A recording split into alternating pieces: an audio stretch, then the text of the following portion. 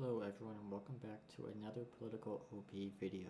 Today we will be predicting the outcome of the 2026 United States House of Representatives elections between Republicans led by House Speaker Mike Johnson and Democratic House Minority Leader Hakeem Jeffries. Republicans currently have 220 seats and Democrats currently have 215 seats excluding vacancies. This prediction will not, will take account for possible and at this point likely redistricting and gerrymandering efforts in states such as California, Utah, Texas, Missouri, and Ohio. Now let's get right to it and look at what the polling says. Democrats lead the generic ballot by 1.9 percentage points, and this is a 3.9 percentage point rise, or swing rather, from the result of the previous election in which Republicans won by 2.6 percentage points. So we're going to assume that everything swings by about 4.5 percentage points on average. That's the generic swing, although it could differ per district. Now let's get to filling out this map. This is Jackson Dude map. We're going to use it to look at specific results per district. It's a very useful tool. I highly recommend it. So we're going to start do state by state. This is Washington State and Pacific Northwest. No district here seems likely to flip, so these are all going to be holds, indicated by this lighter blue color and lighter red color. The darker blue and darker red, respectively, mean flip for that party and a gain from the previous election. Again, we're going to go on state by state. District 5 is competitive, but since it is going to be a more democratic, optimistic year, Oregon 5 is not going to be in play, and all seats in Oregon will not change hands. I think states like Montana, Wyoming, Idaho, and the Dakotas with only a few districts are pretty self-explanatory. Let's go to Nevada. I'm going to save the gerrymandered or redistricted states for last, like California. This one only shows the previous election. With 3 likely or lean D seats here and 1 safe Republican seat. Lee only won this by 2.7 percentage points, although that is likely to hold, as Nevada's map splits Las Vegas 3 ways to ensure a Democratic majority delegation.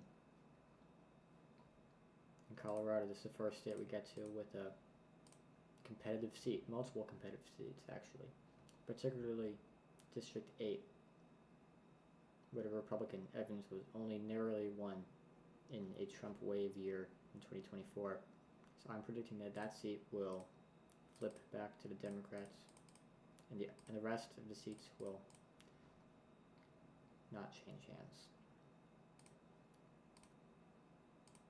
In Nebraska, we have Don Bacon in the suburban District 2, who will not be running again. I believe that seat will flip, as Don Bacon only won it by about 2 percentage points.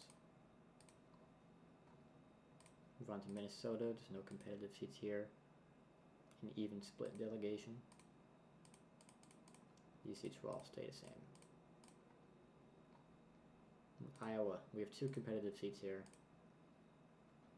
I predict that Mariannette Miller-Weeks will lose re-election in the highly competitive 1st District. She only won it by 0.19 percentage points in 2024. District 3 might get close. I think the Republican here, none, will hold on narrowly. I'm not going into margins here, as that would probably take too long. I'm only predicting outcomes and flips. Moving on to Kansas. There's no super competitive seats here. Pretty self-explanatory. Oklahoma and Arkansas, no competitive seats in either of these. Louisiana. Now, the Supreme Court might strike down the clause in the Voting Rights Act which allows for these majority-minority districts to be made through gerrymandering.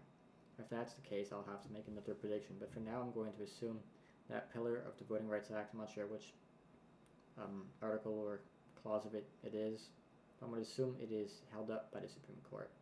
So Louisiana, no districts here will be changing hands under this prediction.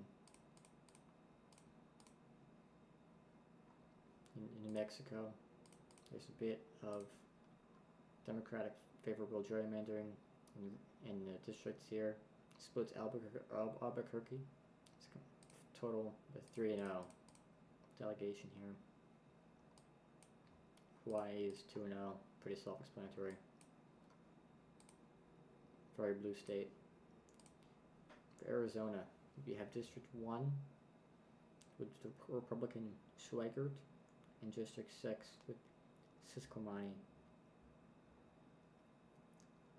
Schweigert won this by about almost 4 percentage points, which is close. But I predict they will narrowly hold on, whereas District 6 will flip. It was only won by this Republican by about 2.5 points in a Democratic favorable environment that will likely not hold, will not be enough. State of Alaska, Alaska at large. Mary Peltola may run for this. However, it is unknown if she will, and if she runs for governor instead, it's likely the seat will hold for the GOP, so I'm going to keep it in the GOP column for now. Illinois, there's no competitive seats here. This one's supposed to be Democratic. The classic example of gerrymandering on the Democratic side for a very favorable map for Democrats. Moving on to Wisconsin in the Rust Belt. I believe District 3, won by the Republican Van Orden, will flip. It was only won by under 3 points. I believe that is enough in a Democratic environment to cause it to flip. Although the majority of this delegation will still be held by the GOP. Another swing state in the Rust Belt. Moving on to Michigan. District 7 may be competitive, but it is still over 3 points. So at this point, I'm going to keep it in the Republicans column. They will retain majority delegation in Michigan in terms of the House delegation. Indiana, no competitive seats here unless they redistrict, but nothing's confirmed at this point in regards to Indiana. Moving on to Ohio. It's unknown what the new map may look like, but for now I'm going to assume that they draw out 2 Democratic seats, maybe 3, but I'm going to assume 2 for now, as that's the most likely outcome. One here south of Cincinnati and another by the Toledo Strip. So Republicans are going to flip 2 seats here in Ohio after redistricting.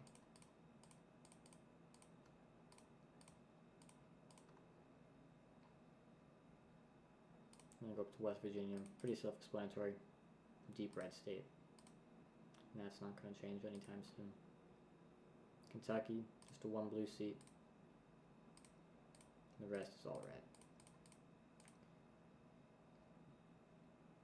Tennessee, the 1 deep blue seat around Nashville. Again, if ERA is struck down, that may affect this. This state's already kind of gerrymandered. These districts here are split city 3 ways. Okay, Mississippi.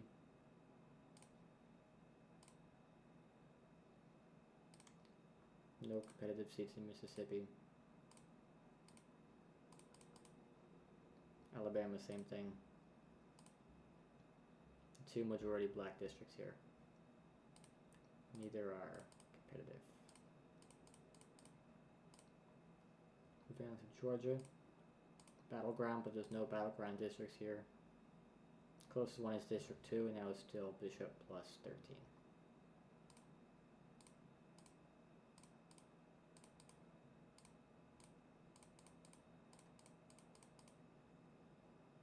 South Carolina. I predict no change here. These are all safe seats.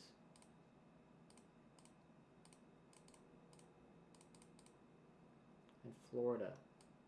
Florida might redistrict, but there's nothing in order at this point. So for this prediction, we're going to assume that this is the map that remains in place. So no districts are going to change hands in Florida in this prediction.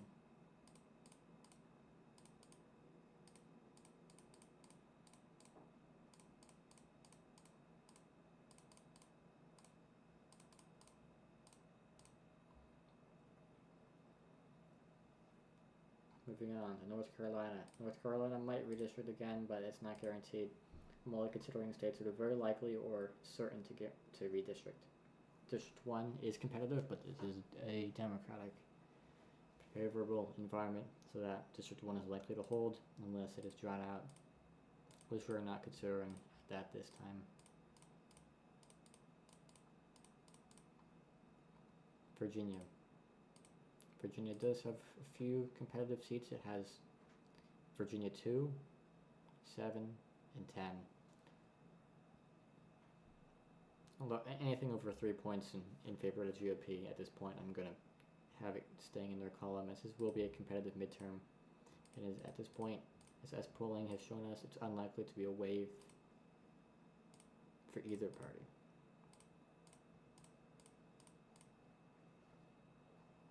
Maryland. Wes Moore, the governor of Maryland, has floated the idea of redistricting and drawing out Harris, not Kamala Harris, but the GOP representative from Maryland 1, District 1, although nothing is final yet, and it is not in order, so that seat will be held. All seats in Maryland will not change hands. Delaware at large, self-explanatory. Move on to Pennsylvania. Lots of competitive districts here. And I predict that Democrats will take all three of them, PA 10, 7, and 8. While all be flips, the rest of the seats in Pennsylvania will be holds for the respective incumbent.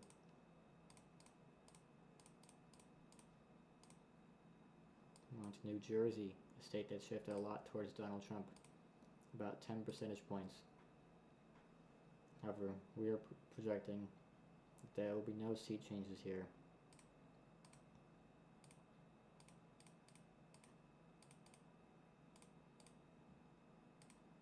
The GOP will hold on to their 3 seats in New Jersey's congressional delegation.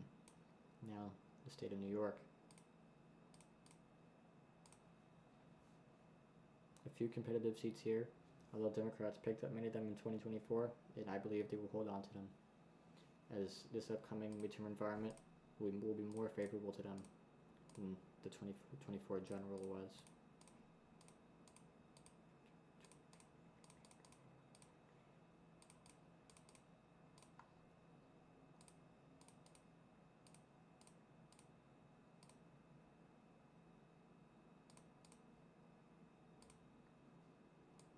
New England is well known for being a solid blue bloc, and aside from Maine's 2nd congressional district, which is won by Jared Golden by less than a percentage point, there are no competitive seats in New England. I believe Jared Golden will hold his seat, likely by a narrower margin once again. But again, no change. New England remains 100% Democratic in its delegation to Congress. Now we're going to move on to the states which have redistricted. No, except for Ohio, of course. But Utah is likely to redistrict, and Utah 3, which is this district here in the east of the state, is likely to be a Trump +2 district on 2024 data. It'll be this way because it will include more of the liberal-leaning Salt Lake City inner city area. So I'm predicting that that seat will be a flip for the Democrats. Moving on to Missouri.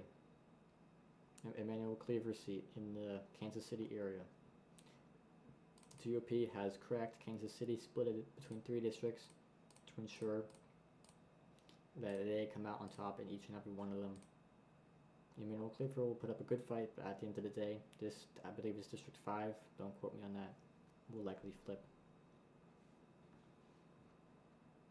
Now moving on to California and Texas. These states will now decide the fate of the House in our prediction. Let's start with Texas. I'm going to go off with which seats I know are already held by the respective party and which ones are going to be flips. I know this seat here is a flip.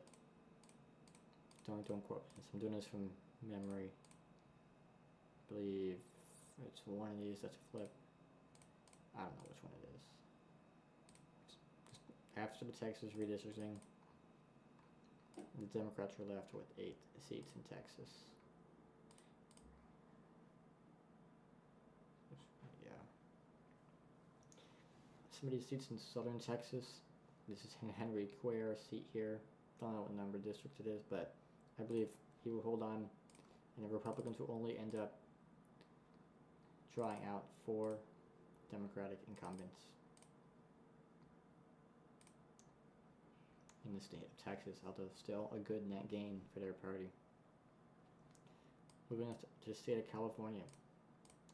Deep blue state, and it's getting bluer after redistricting has favored the Democrats. Republicans expected to hold on to only, I think it's 5 seats. Only 5 seats.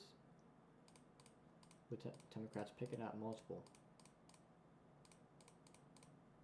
This is a developing situation, but Proposition 50, a special ballot measure slated for less than 1 month from now, is likely to pass, as it has been endorsed by that state's Governor Gavin Newsom. And due to California's heavy liberal lean, that means it will likely pass, and the Democrats will pick up a net of 5 seats in the state of California. Here it is, our overall prediction.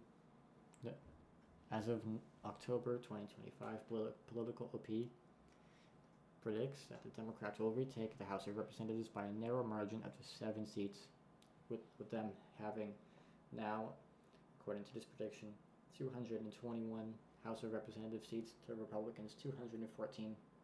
With redistricting in many states taken into consideration, redistricting is likely to happen and likely to result in seat changes in many cases. Thanks for watching. Like and subscribe for more like this. That is all for today's video.